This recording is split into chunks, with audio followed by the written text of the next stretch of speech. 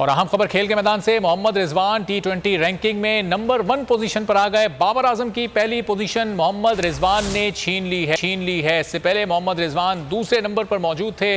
अब मोहम्मद रिजवान टी20 रैंकिंग में number 1 position पर आ गए हैं और बाबर आजम की पहली पोजीशन अब बरकरार ना रह सकी और ये पोजीशन मोहम्मद रिजवान ने बाबर आजम से छीन ली है। बाबर आजम जो तवील अरसे से वनडे और टी20 रैंकिंग में नंबर 1 पोजीशन पर मौजूद हैं, अब टी20 रैंकिंग में वो नंबर 1 पर नहीं रहे। मोहम्मद रिजवान टी20 रैंकिंग में नंबर 1 पोजीशन पर इस वक्त आ चुके हैं। बाबर आजम की पोजीशन रिजवान के पास अब जा चुकी है।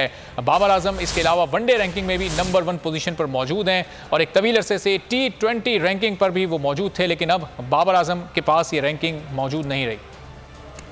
सबसे ज्यादा व्यूज, सबसे ज्यादा रील्स और सबसे ज्यादा रेटिंग के साथ बोल अब भी नंबर 1 पोजीशन पर बरकरार। सब्सक्राइब करें और बेल दबाएं ताकि कोई खबर रह न जाए।